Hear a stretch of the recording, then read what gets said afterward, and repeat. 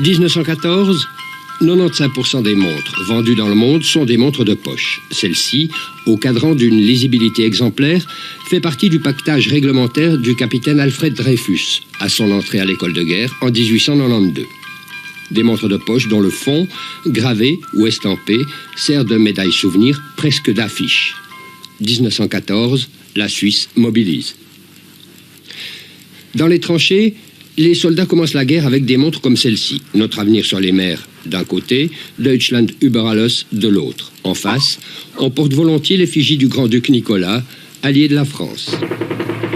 Mais la guerre des tranchées exige d'être à l'heure. Mitraillage de 10 à 11, assaut de 11 à 12, remitraille dès midi.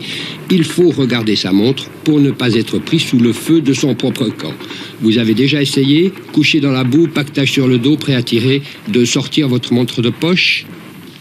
Alors, les poilus se confectionnent d'abord des étuis de montre goussets à porter au poignet, et les horlogers suivent. La montre bracelet avec grillage amovible ou fixe pour protéger le verre en mica très fragile est né. Le couvercle cache aussi les aiguilles radium que pourrait repérer l'ennemi. Comme ceux du front font la mode à l'arrière, en 1918, les montres de poignet ont raflé 50% du marché. Les montres racontent aussi un état d'esprit.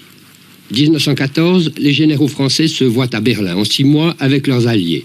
Guignol assomme un barbare en casque à pointe, Bidas botte les fesses du Kronprinz et de Guillaume II, et le coq gaulois terrasse l'aigle impérial.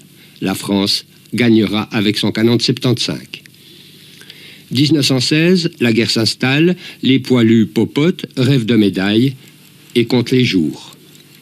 1917-1918, on appelle les grandes figures à la rescousse. Le pape Pie X, Saint-Georges, patron de la cavalerie, Jeanne d'Arc.